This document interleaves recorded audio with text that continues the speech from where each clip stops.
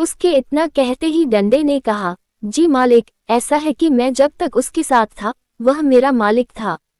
अब मैं तुम्हारे साथ हूँ, इसलिए तुम मेरे मालिक हो। कहो तो मैं उसके पास जाकर गुड़िया को लेकर लौटता हूँ।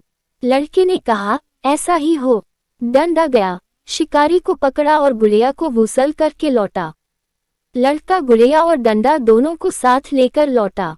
पत्नी ने पूछा कि क्या ब्रह्मदेव से भेंट हो पाई थी।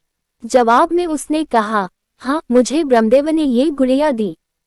यह इस तरह मेरी दूसरी पत्नी है। ये डंडा है, इसे मुझे शिकारी ने दिया।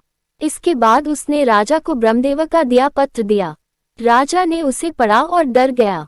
आपस में सलाह मशविरा किया, शहर के मकान को ही जला देने का निर्णय लिया। इन्हें भी वह बात मालूम हो गई।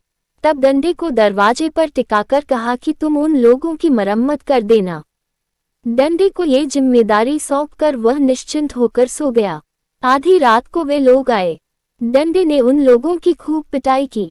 सब बेबस होकर गिर पड़े, मारे गए। सुबह हुई, सिरदेवी ने उठकर देखा, अपने पीहर के गांव का कोई भी नहीं बचा था। उसने अपने पिता के घर की इस हालत को देखा, दुख हुआ, दया भी आई। फिर माता ने जो कटोरी दी थी उसमें पानी लेकर उसने प्रोक्षण किया। सभी फिर से जिंदा हो गए। वह लड़का ही राजा बन गया।